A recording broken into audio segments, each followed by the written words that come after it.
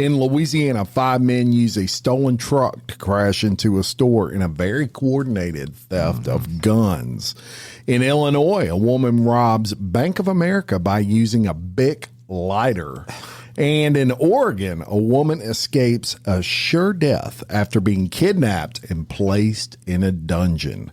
These stories and more coming at you today, Monday, August 7th, on Real Life Real Crime Daily, and I'm Jim Chapman. I'm Woody Overton. And I'm Mike Agovino. Happy Monday, What's up, fellas? You had a good weekend?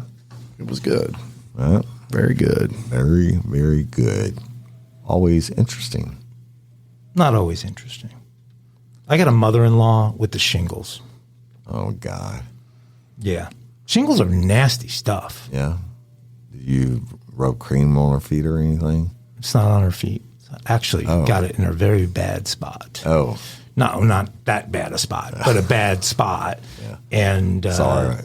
Sorry, mother-in-law. Unless you've had them or been around them, you don't realize just how long that thing. It's like a 5-week ordeal. Yeah. And, not a club I want to be a part of. Yeah. No. So, and I guess it's there's a lot of it running around right now, and crazy. People are getting. Well, you know. What do you call it? Getting my buddy in Wisconsin had vaccinated for it. Shane McBride had it, and he had to go to the doctor and everything else. But it just brings. I'm going to say something real quick. Just popped in my head. I'm raw and unscripted, but I just found out. I've been seeing the same doctor since 2003. Basically a shrink, not because I'm crazy, for my OCD, and he had to give me medicine so I could shut my brain down at night to sleep. And we became really good friends over the years, and he's ex-Marine, and he's just spent his life helping people with chemical dependencies and as a psychiatrist and everything else. And he didn't even take new patients anymore and all that stuff. But I found out that he died. I didn't even know he died. He died like within a week. They found out he had cancer, and he died. So, how old is he? I think he must be like 10 or 12 years older than me, but great big man, physically fit and everything else. But the strange, first of all, rest in peace, Dr. Todd. I love you, brother. But here's what I had to do. Now, my medicine, I cannot sleep without it, and it's just a fact. So I don't have the doctor anymore. I didn't have a doctor. And then this is where our advertisers come in and really helped him. Y'all have heard me talk about ZocDoc before when I had to find a doctor. You got so now, if I go 2 days without that medicine, I'm screwed. So I had to get on ZocDoc, and thankfully we had it, and I read the reviews and was able to find out a shrink that took my insurance and get an appointment. So y'all go to ZocDoc.com/RLRC and get your savings and your discount. But it's very, very great service. Crime time. How about we go to Portland, Oregon, and police have arrested a man after he kidnapped a prostitute from Seattle, then sexually assaulted and locked her in a cinder block cell in his garage. On July 15th, detectives went to Sky Lakes Medical Center to speak with a victim of a rape who said she met up with Nagasi Zuberi at midnight on July 14th. Zuberi allegedly told the victim, who remains unnamed, that he was a police officer and he was arresting her. Uh-oh. He put her in handcuffs and chained her legs together. What? Yeah, that's probably a bad sign right off the bat. Then he drove her from Seattle to Klamath Falls, Oregon. The victim said Zuberi looked like a police officer because he had a taser gun and other equipment. Well, note to all people out there, you can get a taser gun as a regular citizen, so don't think anything about that. During the drive, Zuberi allegedly sexually assaulted her and raped her. When they got to his residence, he put her in a room he constructed in his garage that included a security screen door and an exterior door, making it very difficult to get out of. Not the first time he's done this. The FBI called the room a dungeon. Absolutely. The victim told the FBI she knew Zuberi would kill her if she stayed in the room. The woman repeatedly banged on the door and was able to break the door open and escape the room. And once she got outside, she caught the attention of a passing driver who then called 911. After obtaining a search warrant, detectives went to Zuberi's house and discovered the cell. Detectives tracked Zuberi to Reno, Nevada, and contacted local law enforcement there. And the Reno Police Department officers found Zuberi's car in a Walmart parking lot. And at that point, Zuberi engaged in a standoff with police. There you go. He was eventually taken into custody and transported to a nearby hospital. The FBI said it believes this woman was not Zuberi's first victim, as Woody just predicted. Yeah. Zuberi has been linked to incidents in California, Nevada, Colorado, Oregon, Washington, and New York, among others. The FBI added Zuberi has been linked to violent sexual assaults in at least 4 other states. Other victims might know him as Sakima, Justin Heitch, or Justin Kawasi. The FBI wrote it is believed he may have used several different methods to gain control of his victims. He would threaten his victims with retaliation if they notify the police.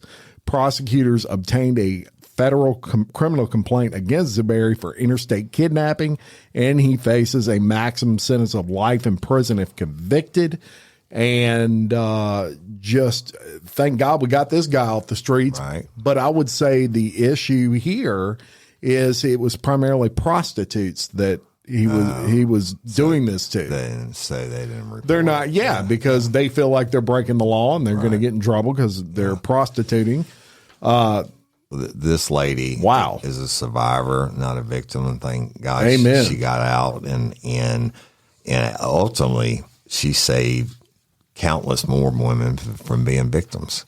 This dude was bad. He's bad. You know what? It's not the last. I'm just predicting it's not the last you're going to hear about him. They're going to do a Netflix or something on him, and he's going to end up being, sounds like one of the most prolific rapists and torture. I've ever heard of it. But he didn't kill anyone, according to I bet you he's got a body on him. Yeah, they haven't tied him to a murder, but that doesn't mean he ain't done it. He's in all those different states. He can dump bodies anywhere. Yeah. Dump them across state lines and everything else, make it hard to do. And if they're sex workers, just unfortunately, those cases don't get as much attention, right? Right. Crazy. So, y'all, let's go to Illinois. This is just strange, but pretty bizarre. There was a lady, y'all, and Georgia ordered a woman held on $200,000 bond after she walked into a bank in Kildare. That's right, Kildare. Sounds like a place I might want to live. While masked and robbed the bank over $20,000 while claiming she was armed. The Kildare, Illinois Police Department responded around 10:03 a.m. Monday to the Bank of America for a report of armed robbery in progress. The offender was described as a female, white, slim build, wearing a white face covering. Officers learned the offender had entered the bank and told an employee she had a gun before demanding money be placed in a bag. No gun was displayed, and the bag was described as a duffel bag. An employee did collect money and place it into the bag. One employee called 911 and another one activated the silent alarm. Officers located the female suspect, and she was detained and brought back to the bank for identification, where she was identified, and she made a statement to officers of her involvement.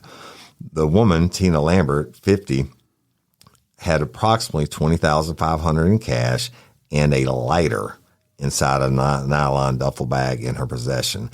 Lambert held the butane lighter in her sleeve during the robbery to give the appearance she had a gun. Right? I get it. She was charged with armed robbery and everything else. So I guess, you know what? If it's inside a bag, you can make that thing look like a gun. It's inside your sleeve. They see you holding something. It could have been a derringer. I hear the banjo warming up. It could have been something. I don't know. But you know what? There you go. That's crazy. And the fact that she's a female. But yeah, that's you don't hear a whole lot of. That's got to be rare. I worked some cases on female. She did all these different stores, jewelry stores, robbing them. But it turned out she was not. You can't say under duress, but she had a male partner that was outside the director and all the robberies. But yeah, female robbing a bank. Butane lighter, and she got the money. She got the money, $20,500. We had 2 ladies stealing guns yesterday, didn't we? Right, 65 last week, and an Angola chase team got them. Y'all go listen to that episode we just did on Bloody Angola. Came out on Thursday. Great guys. I actually had some people messaging me, Jim. One of them's dad was on the Angola chase team. We'd love to know. Anyway, absolutely. You guys remember the Tree of Life Synagogue in Pittsburgh, the mass shootings, murder? Yeah. That was back in 2018, I think. So like 5 years ago. Mm. But it's finally coming to a head where this guy's going to be put to death. So the gunman who stormed the synagogue in the heart of Pittsburgh's Jewish community in 2018 and killed 11 people. Right. He killed 11 people. That's a lot. Is being sentenced to death. Robert Bowers, 50 years old, was found guilty of committing the deadliest anti-Semitic attack in U.S. history. He also wounded 5 cops during that event. A federal jury found him guilty of 63 criminal counts in July, and today it was recommended that he be put to death. Bowers spewed anti-Semitic hatred and white supremacist beliefs before the mass shooting at the Tree of Life Synagogue. U.S. District Judge Robert Colville was expected to formally impose the death sentence on Thursday. He did. After a lengthy trial, jurors had to reach a unanimous decision in order to impose the death penalty, or else the gunman would have received life without the possibility of parole. So this is Pennsylvania. Right. So they have the death penalty. The only way it can be instituted is that a jury has to unanimously call for the death penalty to be administered. Is that?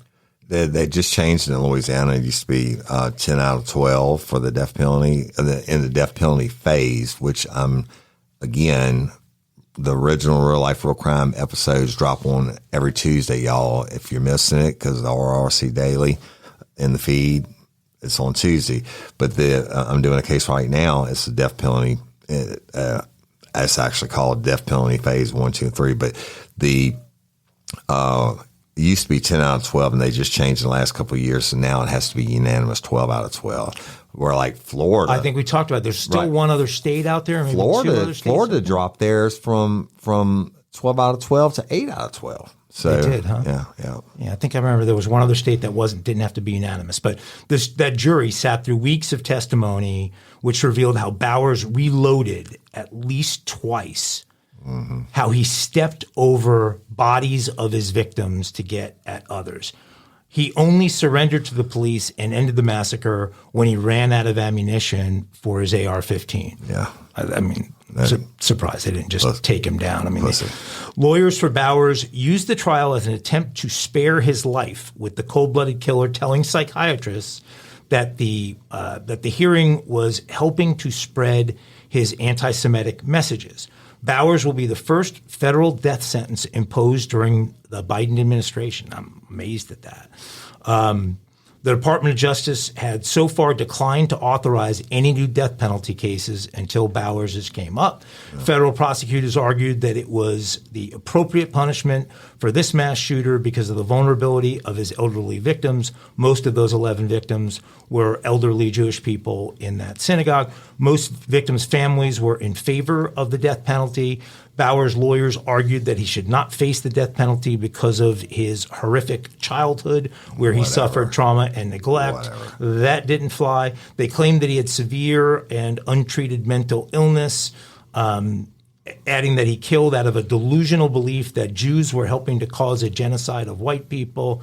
Sorry, dude. The defense argued that schizophrenia and brain abnormalities made Bowers more susceptible to the extremist content he found online. Mike, you remember how you asked me the other day about listening to expert witnesses or supposed expert witnesses, which I'm an expert witness, certified in all U.S. federal courts and law enforcement matters. But then in these death penalty phases, they always bring up anything from cocaine addiction to supposed mental disorders, whatever. And they have the defense has money from the court to hire these expert witnesses to come in and try to attempt to draw some sympathy from the jurors. Two different phases. He's already found guilty. Right. Now they're voting on putting him to death. So any mitigating circumstances or any to catch a bleeding heart on the jury to get him away from death. Well, fortunately for them, they weren't very convincing. This guy's going to be dead, and it's too bad they can't give him 11 deaths instead of just one. Hell and jail is what he gets, and it's just so crazy. I don't know. All right, in California, a man has been arrested for poisoning his wife to death months after she succumbed to a lethal dose of fentanyl in her food. That's right. Glennis Smith, 48, was arrested on suspicion of killing his wife, 49-year-old Jennifer Smith Floyd. Smith had intentionally put fentanyl in her food on an earlier occasion as well. Smith called 911 to report his wife was unconscious and not breathing. Authorities said the couple had been married 5 years but lived separately for the last few months before Smith Floyd's death. Sergeant Jason Jimenez said first responders tried to revive Smith Floyd but weren't able to, and she was pronounced dead. Jimenez said that was when, obviously, the homicide investigation began. Officers learned that she was admitted to the hospital just the day before due to an allergic reaction to some food she had eaten. And the investigation also revealed that Smith had intentionally put fentanyl in his wife's food on 2 occasions without her knowledge. The second time proved to be fatal. The investigation also confirmed that Smith took his wife from home to the hospital after the first incident. We were able to collect some food items that had traces of fentanyl in them. This from Jimenez. A few months after Smith Floyd's death, the estranged couple's travel trailer caught fire. Investigators determined that Smith was responsible for starting the fire in an attempt to collect insurance money. So, Smith was arrested on suspicion of murder, arson, and insurance fraud. He was booked into the Sacramento County Jail. I have a question about that. They been living separate, probably going through a divorce or whatever. How in the hell is he getting her inside her house to feed her? Spare key he didn't tell her about, maybe so, yeah. She didn't necessarily change the locks. I guess there was nobody else living in the house that ate that food, like kids and shit, right? Yeah, I didn't mention kids at all. If I'm living separate, then nobody's cooking my shit but me. Well, and the scary thing was they found other food with it on there in the house after her death. Trying to put it on the Cheetos and the toast. He's dusting it and everything. Is it undetectable? No, they have ways to detect it now, but it is odorless and tasteless. But if they suspect it, then they can go and test for it. Somebody needs to develop some kind of really quick, simple, that can get distributed to the public tester for fentanyl that, if you bought an Adderall at school, you can do something. If you're worried your husband's trying to off you can do a quick test. Because it's so prolific now. Yeah, I'm thinking that, all first responders now and officers like our boy Billy Amy searching a car and got a speck on him and dropped him an OD. But everybody carries Narcan injectors now, so people go down. But you're right. That would be my saying about what happened in the good old days when you can go to your local strip club and get some good drugs. I mean, the now I'd be afraid to do any of that. Right? Absolutely. So the fentanyl testing. Hey, here we go. I need to name a segment for the RLRC daily companies we're going to come up with. The last one was cameras on the plane, eye in the sky, RLRC daily. And this one could be fentanyl. A fentanyl tester. Fentanyl tester. Yeah. Well, and since we're on the subject, shout out to the Louisiana legislature who just passed a pretty stringent fentanyl law. And they should. It makes it a major crime now. It's always been a crime, but you're gonna get some time if you're caught. And they with fentanyl. Should. They should. And these distributors, especially. Let me tell you something. I had a young man come up to my place in the country with some other boys to go hunting, and he's just the smartest young guy, graduated from LSU and everything, and just he and I would hang out at the bar, my little bar, and just talk. He was just so intelligent and shit. He took a Xanax that he thought was a Xanax, looked just like a Xanax, and died this year. And his parents owned it at the funeral and everything else. And fentanyl is just like, it's like, it should be public enemy number one right now, right? I agree. They ought to take all the money you send, whatever. The number one killer of people between the age of 18 and 34. And they don't mean to die from it. Most of them aren't saying, hey, I'm getting high on it's fentanyl. laced. I'm taking one Xanax. Yeah. Hey, ladies, are you feeling overwhelmed by hormonal changes? Well, you're definitely not alone. There are more than 1,000 hormone disruptors living in our environment right now. It's in your food, your water, the air you breathe, the clothes you wear, your skincare products. They all mess with your hormones. Then there's the natural hormone changes your body goes through, premenopause, menopause. And while it's a natural process, it doesn't mean you have to suffer through it. The good news is you don't have to suffer through it anymore, because now you have Hormone Harmony, a formula made only with herbal ingredients that are shown to reduce hormonal symptoms in women of all ages. Hormone Harmony is not just a hormone support and supplement. It's become a phenomenon. Women can't stop talking about it on social media. A bottle of Hormone Harmony is sold every 24 seconds. And the biggest benefit? Well, my wife says it makes her feel like her own self again. And that's what women mention over and over in the reviews. And there are over 30,000 reviews for Hormone Harmony. And for a limited time, you can get 15% off your entire first order at happymammoth.com. Just use code RLRC at checkout. That's happymammoth.com and use code RLRC for 15% off today. That's happymammoth.com and use code RLRC. Spark something uncommon this holiday with just the right gift from Uncommon Goods. The busy holiday season is here, and Uncommon Goods makes it less stressful with incredible hand-picked gifts for everyone on your list, all in one spot. Gifts that spark joy, wonder, delight, and that's exactly what I wanted feeling. Hey, y'all, I ordered a super cool piece. It's a candle with a sculpture of LSU's Tiger Stadium on top of it. And each officially licensed laser-cut wooden replica features up to 4 layers of detail, creating a bird's eye view of a specific football field, seating section, and more. And every label includes your stadium's name, the team's logo, and school location. And it has a coconut, soy, vegan wax infused with sandalwood smell that creates tailgates and touchdown scent profile, reminiscent of game day. It's invigorating like fresh cut grass and nostalgic like smoke from a pre-game grill, and calming like the crisp autumn air of a new semester on campus. Y'all, I love it. I have it at the base of my TV, and I'm ready to watch the Tigers play on Saturday night, right?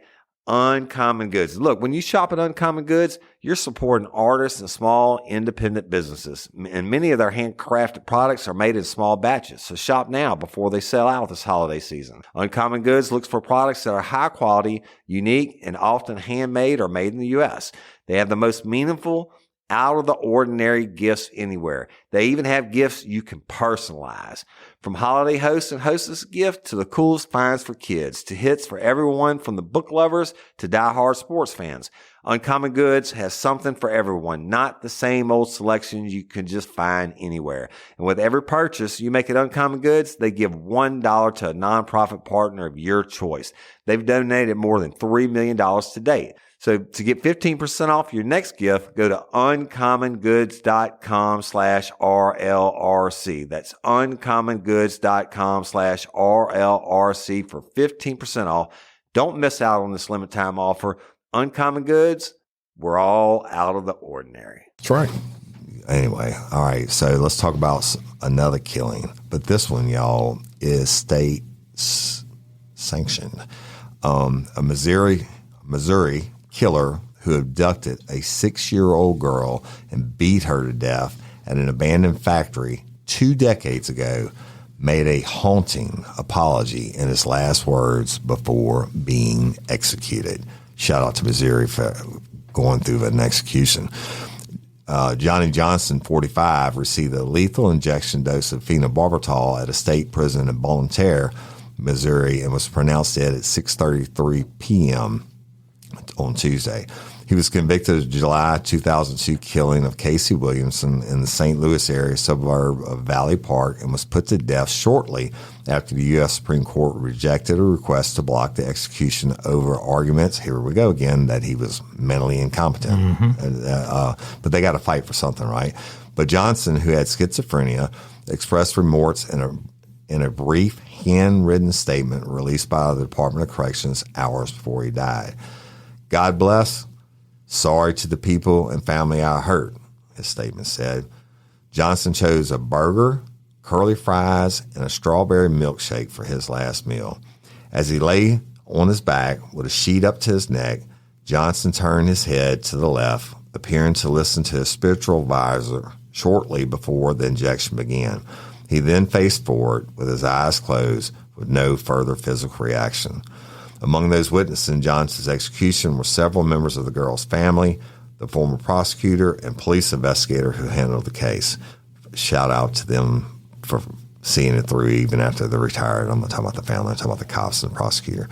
The U.S. Supreme Court rejected a late request to stay the execution. In recent appeals, Johnson's attorneys have said the inmate has had delusions about the devil, using his death to bring about the end of the world. Supreme Court Justice Sonia Sotomayor. Yep, that's the name.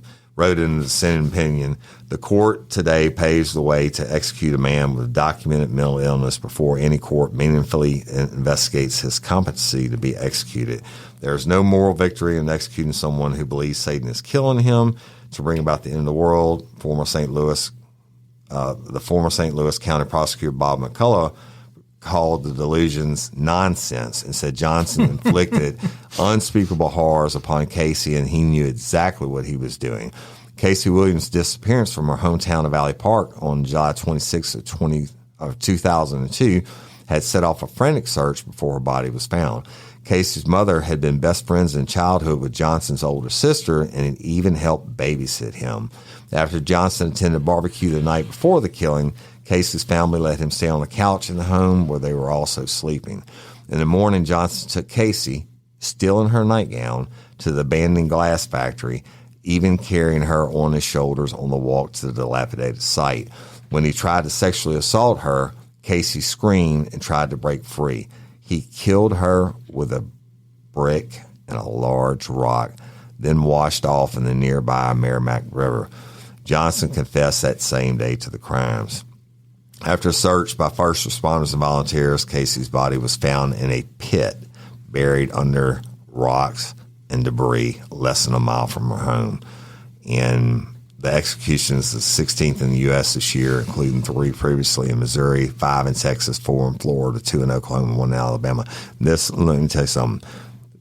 No doubt this guy probably has some, I got mental illness, right? OCD, but some type of mental illness, but him burying the body, washing off in the river and all that shit, I submit to you that fires of hell burn a little bit brighter. And how many years ago did that occur? See, I get really messed up now because I guess so much older, and they're saying it's 20 years ago, and I'm thinking 2002 is yesterday to me, right? No, but it wasn't yesterday for this family and this cop, and they had to dig her body out of the hole, and a prosecutor who had to prosecute it.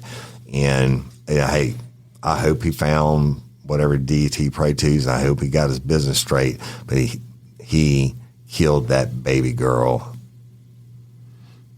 And fuck him. But that's probably is that the normal amount of 20 years to get to the point that they actually... We got people been on death row in Louisiana for over 30 years right now. And it's all appeals. And you know what the sad part is whatever parish or county prosecutes it, that's one of the reasons they don't go for the death penalty in so many cases now, because they know how long it's going to take for appeals. The parish or county that you're from has to pay for those appeals, and it costs millions and millions and millions of dollars, and it takes so many years. And a lot of victims' family members never get to see justice because they die. Right. I didn't think about that. Yeah. That's true too. Yep. But yeah, the 20 years worth of expenses tied to keeping this guy in prison, waiting for this day to come. I mean, that. Yeah. Well, whatever. Yep. You guys remember, I don't know, a couple of months ago, told the story about the Buffalo Bills punter, Matt Ariza, who was implicated in a San Diego State University rape accusation and was cut by the Bills and pulled into this thing. Well, I remember that. And I told you that San Diego State has one of the best criminology programs in the world, and they had him on like cameras or something, or I remember they had it on cameras that he went around the side of the house with her. Right. Well, here's what's going on with this. So a judge ruled this week that the lawyers representing Matt Ariza, who's the former Buffalo Bills punter, will be allowed to question his accuser about her sexual history. Oh, Lord. The woman accused Ariza and other men of raping her at a house party near San Diego State in 2021. Ariza, like I said, was cut by the Bills when the allegations surfaced.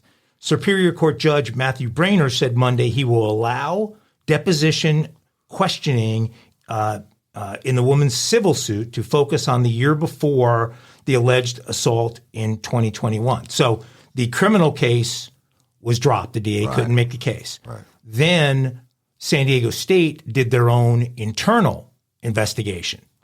And that investigation came back without charging anyone. So you've got on the criminal side, a real police department at the university you're referring to saying that they weren't going to charge anybody. They couldn't find proof that this had happened. And then you have that happening in the courts. And so the woman then took this to... And then the burden on the civil is much lighter in the lawsuit, as y'all know from the OJ case, right? Right. So the accuser's credibility will be a central issue, obviously, in the case, and with the lower barrier of proof. I mean, there's a chance after losing 2 criminal cases that she could win this civil trial. So she's suing Ariza and the other former Aztec football players. The lawsuit alleges that he had sex with her in a side yard of the house, which we saw them in the video that you mentioned, go around to the side yard of the house, then brought her into a bedroom where she said men took turns raping her. The woman, who was 17 at the time, told San Diego police detectives she cooperated to avoid being hurt. Earlier this year, the university concluded an internal investigation that found no wrongdoing by Ariza in the alleged gang rape at an off-campus party in October 2021. There are no findings against Ariza, the school said in a statement. The San Diego district attorney, as I said, did not press charges, and this latest attempt to clear his name for Ariza comes as training camp is getting going for teams, and multiple teams have expressed an interest in him, but some are obviously sitting on the sidelines nervously waiting to see what happens in this. Of course, it's a civil case, so he's not going to go to jail. It's a personal character thing, yes. Right. So this guy who, we'll see what happens with it, but good chance that he does end up playing in the NFL and being found not guilty of the civil part. My heart goes out to anybody who's truly a victim of rape and stuff like that, and them getting to question her on a sexual history. That's unfortunately, that's just fair game. And when you bring in a civil suit, that it's just a shitty situation all the way around, I guess. So, all right, we're gonna go to Louisiana and talk about Ascension Parish, which is right outside Baton Rouge. Go ahead. Jim, no, I'll save it for them because I don't want to interrupt them with the story. Okay. It's about this, though. Okay. The Ascension Parish Sheriff's Office is investigating an alleged, we're going to take alleged out because everybody's seen it, on a burglary that happened on Monday, July 31st on Airline Highway in Prairieville. Airline Highway, big thoroughfare, y'all, for those not from Louisiana. Besides the interstate. 5 men crashed a stolen Ford truck through the entry of Hebert's Guns and Firearms store. And look, long-standing business there. We're familiar with it. This was around 4:20 a.m. There was extensive damage to the interior and exterior of the building. They tried to take a rope and pull open the door. That didn't work, so they took the stolen Ford truck and backed it into the building, knocking the door out, Ascension Sheriff Bobby Weber explained. The 5 masked thieves then jumped out of the truck, made their way to the store, and from the surveillance video, it appears each man had a pre-planned spot to go. Right. Some of them smashing glass cases for the merchandise inside. Sheriff Weber says within 2 minutes of the thieves being inside, several handguns and long guns were stolen. You can see by the way they got out of the truck, this was not their first burglary or rodeo, as we would say. I hope it is their last one. They knew they needed to get in and out as fast as they could. The fear now is where these weapons will end up. I agree with that. I'm not afraid of guns being in the hands of law-abiding citizens. These are not law-abiding citizens. They will use them themselves or sell them. And most guns used in crimes, for those that may not realize it, are stolen guns. Also confirmed by the sheriff. So I saw this video, and it is absolutely obvious that these guys knew exactly where they were going when they got in there. They had been in there before, at least one of them. Well, they're definitely professionals. And the shout out to Billy Amy, Baton Rouge City cop. Before this was released, before the video was released, he called me. He said, "Hey, bro, just have your head on a swivel." That A-Bears and Ascension got hit, and it was professionals. He said, that naturally all the police get briefed on it first because they're worried about another mass shooting of cops like we had in Baton Rouge, where all the true heroes died, and Billy was on duty that day. But he just called me because, out of love and concern, he said, just keep your head on a swivel. And I said, well, again, and I hate to say it, but hopefully they'll sell it to gang members or use it on gang members and not on some innocent citizens or police. But they're definitely professionals, and they already knew what they were going for. They knew their designated position and what they were going to do. And well, they were sliding across some gun cases like Bo Duke on Dukes of Hazzard, man. I mean, their shit. They almost could hurdle them. It was amazing. We'll post that. And Ago, we're going to be breaking into a firearms store.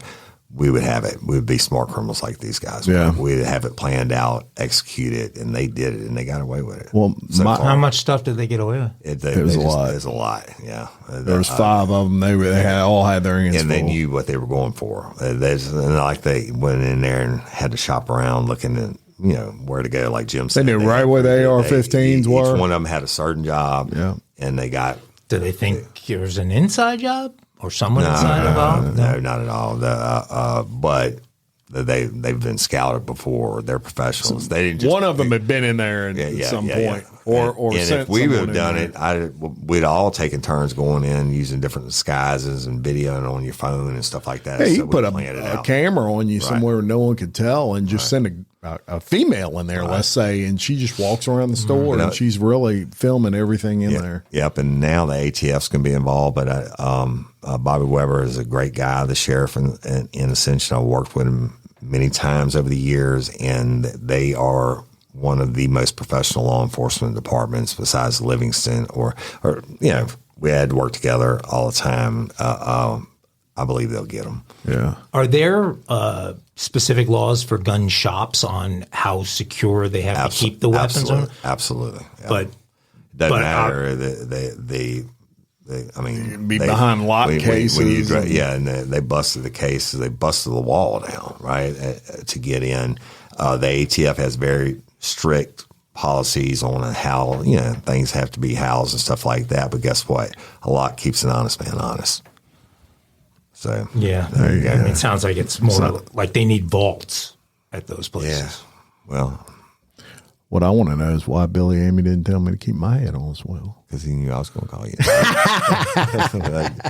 We just didn't call that guy. My head doesn't swivel. Oh, but you live in New Orleans anyway, so you're fucked. Yeah. Just the best way. All right, so we're just talking about another football player. Listen to this one, y'all. Now, Woody likes to play a little DraftKings now that they made it legal and shit like that. But this one, I just kind of wish I had an inside scoop this dude did. An Iowa State quarterback, Hunter Deckers, has been accused of gambling on Cyclone sports events, including a football game. Deckers was charged Tuesday with tampering with records related to an Iowa Criminal Division investigation into sports gambling.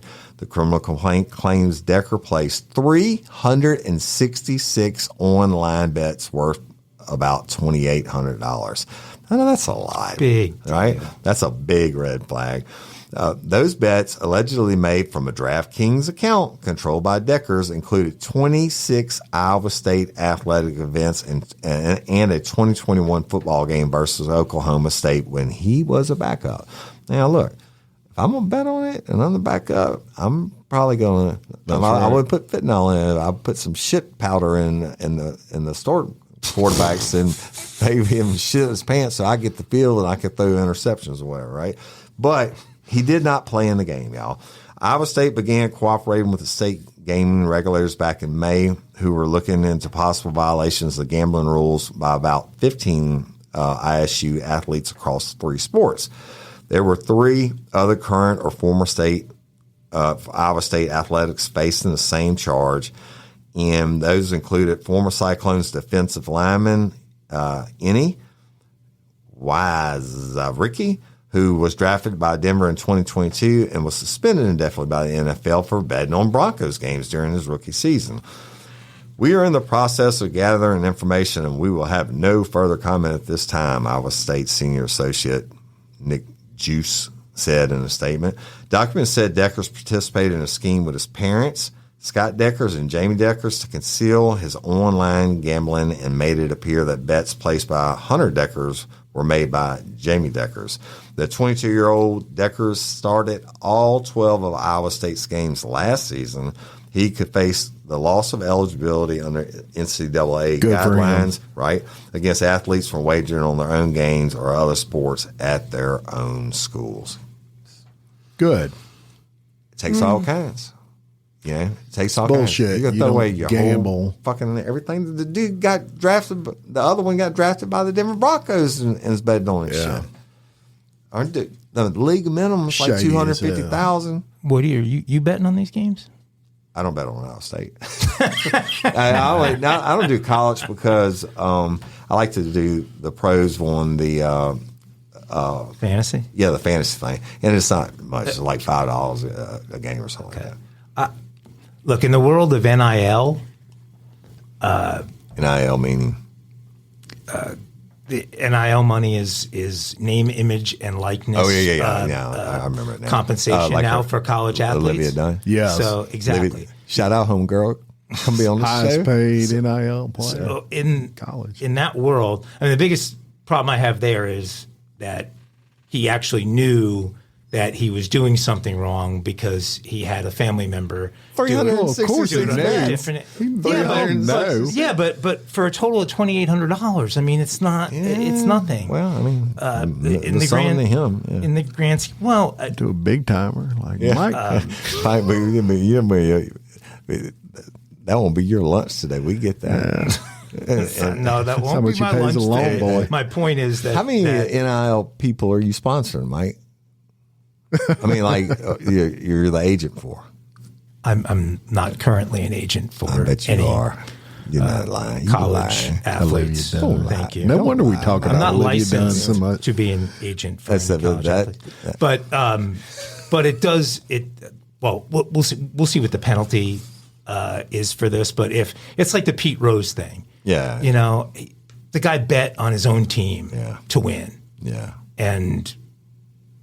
I mean, it was a different era, and it was much more taboo than to be betting. But, you know, I mean, as long as you're betting on your own team to win, then I don't believe any athlete should be able to bet on their team for win or loss because you have insider information. Exactly. And I mean, that's you might have slipped your quarterback some methamphetamine instead of shit pills and say you're running Well, faster. no, I said bet on your own team to win. No, it's a major problem if you bet on them to lose. No. Because then he could have gave his quarterback some speed so he could run faster to win.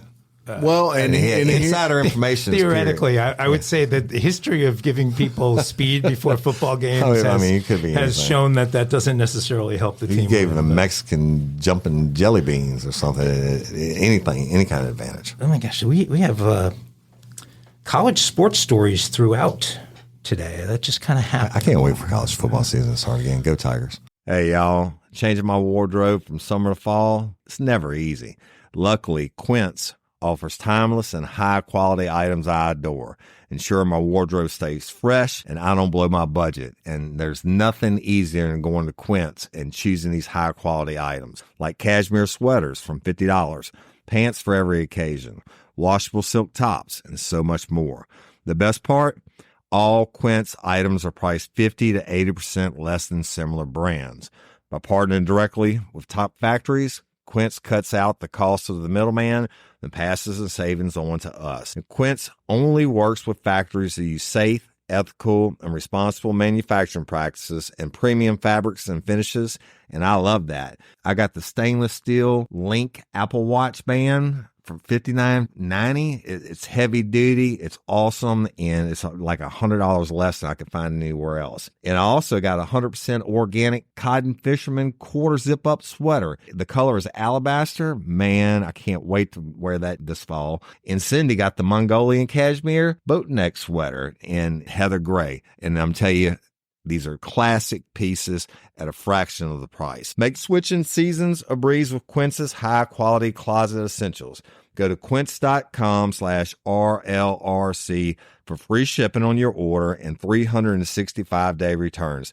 That's QUINCE.com/RLRC to get free shipping and 365-day returns. Quince.com/RLRC. You'll thank me later. Hey, y'all, let me tell you about Gobble. All Gobble meal kits are pre-prepped. That means less work for you and less waste in your kitchen.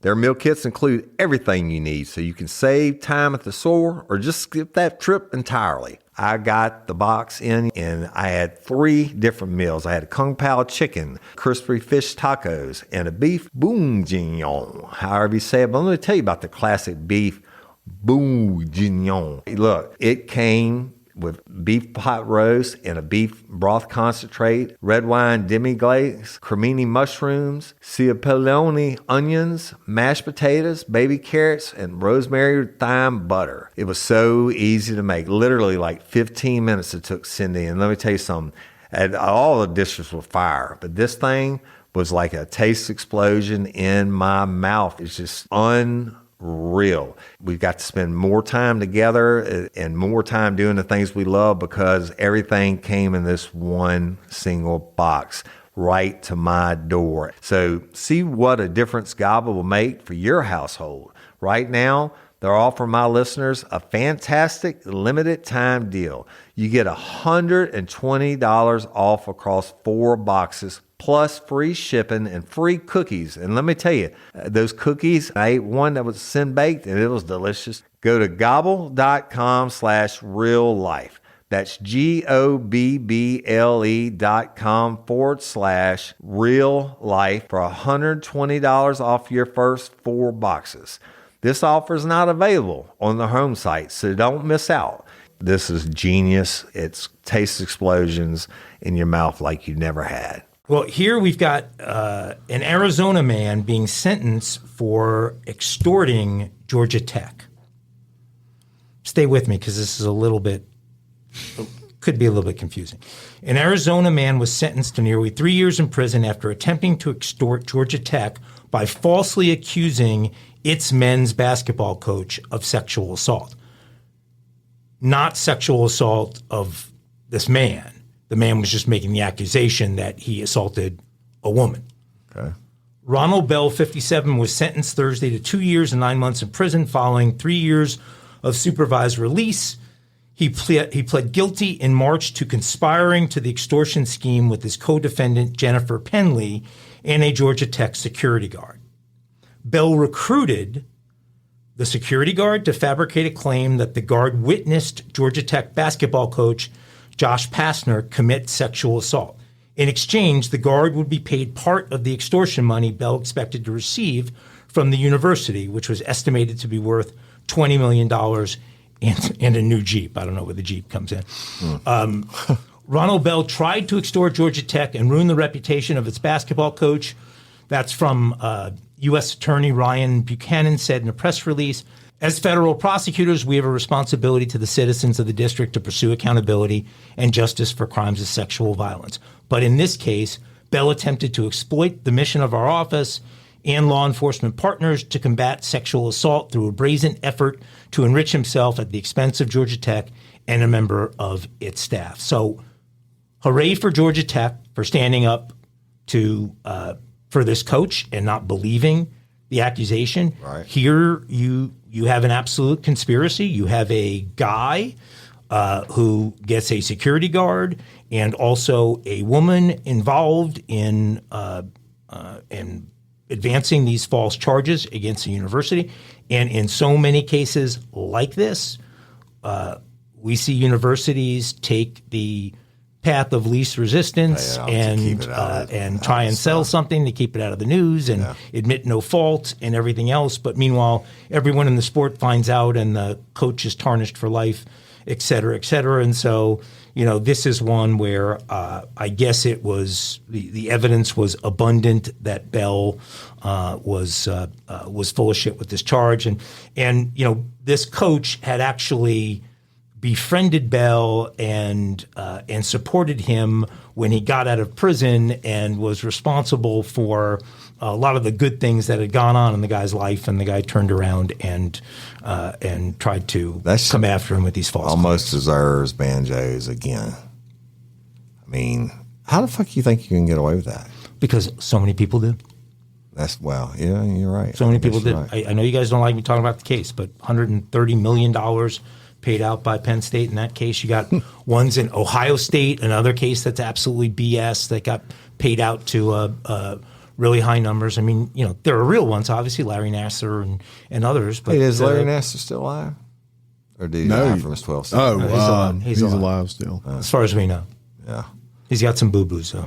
Yeah, he sprung some leaks. He did indeed. He did spring leaks. Shanked him. You can now take off that belt and move freely around the cabin. All right, so a woman has leaned over to care for her baby aboard a red-eye JetBlue flight to Boston and got groped by the passenger sitting next to her. Same thing. That's another one. We just reported this on Friday, these groping issues on these Airplanes. What do you say? What do you think they get out of the groping? It's not like maybe you think they're going to grope it and they're going to get to have intercourse, or they just put it in their spank bank. Probably a spank bank. I guess so. I'm sorry. Okay, sorry. Wait, put it in their spank bank? Yeah, if you have to ask, you don't need to ask. Okay. After seeing Dylan touched her thigh and growing area, the victim yelled out to her. That would be called the groin. After seeing Dylan touched her thigh and growing area. Groin. I said growing area. It's groin. Groin. Growing. Oh. Just let me say it the way I want to say it. Shit. After seeing Dylan touch her thigh and growing area, she yelled out to her husband across the aisle saying, "This man just groped me." 30 minutes after the flight departed from Los Angeles. There you go. Dylan then groped the second woman who stood up from her aisle seat across from him to let the first woman's husband out. Shit, he had happy hands. So she stands up to let the husband out of the person he's already groped, and she gets groped. So he's like, "Excuse me," and two titties in the hands. Touchy feeling. Yeah. So Dylan, 43, was sentenced to a year of probation after he pled guilty to the 2 counts of assault. He will serve the first 6 months of probation confined to his home. Now, when Dylan groped the first woman sitting next to him, she smacked his hand away before pressing the flight attendant call button. Right. And calling out for her husband, who stood up and deeply stared at Dylan. Yeah. Dylan, who seemed off, went on and reached out with both hands and grabbed victim 2's buttocks, or as what me and Woody referred to as her ass. That's right. Ass. As he stepped into the aisle, she also smacked his hand away and later told investigators he appeared not all there. You think? JetBlue crew members moved Dylan to sit away from the woman until the flight arrived in Boston. In an interview with law enforcement at the Massachusetts State Police Airport Barracks, Dylan said he didn't remember groping either woman. Yeah, well, he told authorities he took Ambien, a medication used. Ambien defense, right? The Ambien defense used to treat insomnia about 15 to 20 minutes after the flight took off so he could sleep. Ahead of sentencing, prosecutors wrote in a memo that regardless of any drugs he may have taken, there is no diminishing what happened to the female victims who were subject to his physical assaults. That is my Ambien. You can hallucinate on Ambien. Who else? Oh, you know whose Ambien defense was Blondie. God damn it, she the realtor. Yeah, she went. Melanie Curtin. Yeah. You can now take off that belt and move freely around the cabin. I think didn't work too well for her either. No. I think our third business for related to airlines, what we're going to do is we're going to strategically deploy women onto flights. Like air marshals. Yeah, like air marshals, except they're intentionally going to get themselves groped so that we can then sue the airlines for the gropings. There you go. Because apparently every man that gets on a flight can't resist grabbing someone's butt. That might be enticement. Entrapment. Yeah, that's it. Enticement, entrapment. They'd have to prove that, though. Yeah, it could be enticement, too, if they're attractive. They could go... I'd certainly target enticing me with those torpedoes. People who are on Ambien or drinking. Some of these cases, in this particular case, that guy could have been on Ambien and hallucinating, and these could have been people that were there trying to entice. Oh, that's true. They might already have the business. They might already have the money. So they may have already filed some kind of patent on this and are blocking us. Yeah, so we'll table have to that go in another area for the next board meeting. Yes. BORED.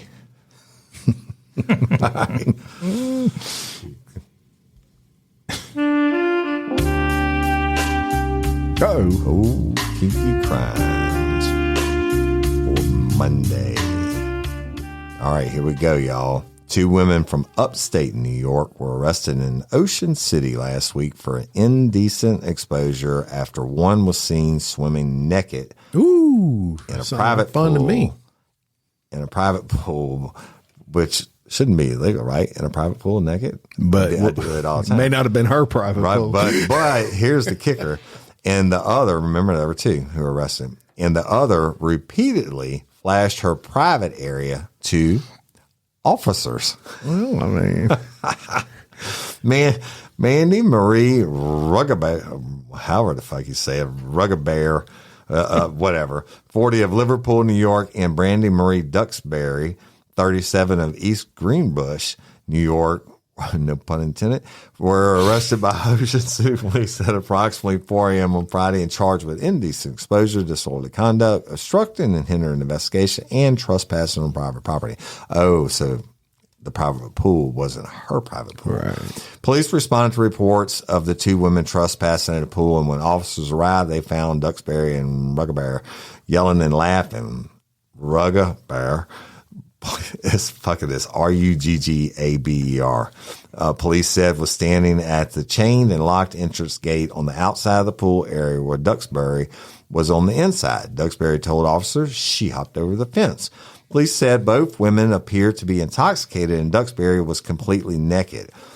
Once police were able to open the gate, Duxbury went back into the pool. Okay. She was ordered out of the pool, police noted, and as she got out, the officers covered her with a poncho. How chivalrous. As police escorted Duxbury out of the pool area, Ruggabear continued to yell and scream, resulting in her arrest as well. Police said the two women continued to yell and scream so loudly that people began to exit their apartments to see what's going on. Duxbury and Ruggabear at first gave fictitious names, who added that while the pair was sitting on the curb, Ruggabear lay on her back, exposing her private parts. And now everybody's watching, right? So anyway, both of them were charged and released on their own recognizance. I mean, what would you have done in that situation? Oh, I can tell you, I've had this situation happen. Yeah, I want to hear it. The diversion canal splits Livingston and Ascension Parish, but for some reason, just on the other side, like 500 feet on the other side of the diversion canal, still Livingston Parish, and they had these condos down there right when you go across the bridge, and they had the swimming pool, and we would get calls down there when I was in uniform patrol back in the day, every weekend, skinny dipping in the pool. So we'd wait and we'd let them, like I told you all about a bar fight, and if bar fight, no weapons involved, let them get tired, we'd let them get way more intoxicated, and we had time, we'd ride down there. We didn't have cell phones and cameras and all that shit back then, but we'd be like standing at the fence for a while, just observing the situation, and then we'd order them out. Because people did complain. Trespass, get out. And then it's turn on the lights all at one time. Get out of the pool. Oh, yeah. Get out of the pool. That's Hands up. Fun. That's got to be fun. I didn't do that. That was swim, y'all. Are there nudist colonies in Yes, there's one right outside of Slidell. Yep. What's the name of it? I can't remember the name of it, but not Lane. Somebody posted about it recently, but it's been there for probably longer than I've been alive. It's got a funny name. But you've never had to go into one to make an arrest or anything like that? I leave them people alone. Be free. Be free. I gotta be me. I gotta be free. Gotta let the yeah, that's a good one, Woody Overton. Always is. Nothing wrong with a little skinny dipping. You ever skinny dip? All the time. Now I'm a place in the country. It's 2 miles from any road and neighbors. Shit, I walk around in the yard naked. I might be barbecuing naked. There you go. With the gate locked. That's dangerous. Yeah. No tan lines. That's right. No farmer's tan for me. Yeah. Oh God, I just had a bad flashback to watching. You just picture me naked. Don't lie. No. To watching. How was it, baby? To watching Eastbound and Down last night, and the scene where he's in the shower and you see his panty line from from his from the thong that he must wear. I don't know where they found that. I think it was a leopard print thong. God, that dude's so funny. Well, we are not going to do a Dumb Criminals today. Right. And we're not going to do it because... Should I ask why? Well, because you were in the board meeting. What do you want to... you want to tell everybody why? This will be one of the last 2 times you ever hear this. We agreed to give Ago 3 segments on this, and he's going to start his own society channel or whatever you want to call it. And the acronym is Iwatha Senator, which stands for if I was allowed to have a stuff I'm not allowed to report. Yeah, y'all, this is history. This is the second and the last time you're ever going to hear this. This is the second if I was allowed to have a stuff I'm not allowed to report. If I was allowed to have a stuff I'm not allowed to report, here are some of the topics I would not report in the report I'm not reporting. I wouldn't report on Jason Aldean's song, Try That in a Small Town, hitting 30 million streams and #1 on the Billboard chart. And I wouldn't report that maybe the song represents something other than what CMT claimed it did when they chose to ban it. If I was allowed to have a stuff I'm not allowed to report, I wouldn't report on the recent congressional hearings that documented the existence of UFOs and witnesses claiming we have recovered spacecraft and non-human biologics that occupied them. I also wouldn't report on how strange it is that these non-human biologics could successfully navigate across galaxies to get here, but somehow crashed when they tried to land on Earth. If I was allowed to have a stuff I'm not allowed to report, I wouldn't mention the alleged existential threat that climate change represents to planet Earth and that, quote, experts predict that if it's unchecked, the death of the planet will occur in 2025 or maybe 2090 or maybe never. I also wouldn't mention the billions of dollars made over those years by people that are part of the climate grift. John Kerry, Greta Thunberg. If I was allowed to have a stuff I'm not allowed to report, I wouldn't report on everyone's favorite body beautiful entertainer Lizzo and the fact that she's being sued by a trio of her former tour dancers for sexual harassment, assault, and discrimination. I also wouldn't mention that giving love and compassion to the morbidly obese doesn't mean that they won't be a holy bitch back to you. This has been the if I was allowed to have a stuff I'm not allowed to report. And you're allowed to have one more stuff more. I'm not allowed to report. Because I'm taking it upon myself to learn Rosetta Stone Spanish, I'd say uno más tiempo. Ago. One more time. I'd say besa mi culo. That's not Taiwanese, Jim. Besa mi culo. Go look that up in Spanish. Chingue de madre. Yeah. All right. Punta. That's another one. Punta. I've been learning the good shit. Punta Punta. Chingue de madre is, you know what that one is, huh? Yes. All right. So I would never say that word. All right. We need to shout out our rescue. Yes. See some, say some people. Yeah. Concentrate on the one, not the 50. Right. And human trafficking. Let's do all we can to support and end human trafficking globally. I'm gonna have some time, and I'm gonna get in there and really dig into that. So we'll have more information to give them. Love it. But you can go to the website. You can, they hold events all over the country. And they give you, all options as far as, if you want to support it monetarily, you can. If you just want to promote it, you can. Right. Doesn't cost a dime. So check it out. What if through this platform, what if we saved one person from being? It's worth it. For sure. Life being destroyed. Absolutely. And we'll never know, but hopefully. We might not. Hopefully we'll. Yeah, we might.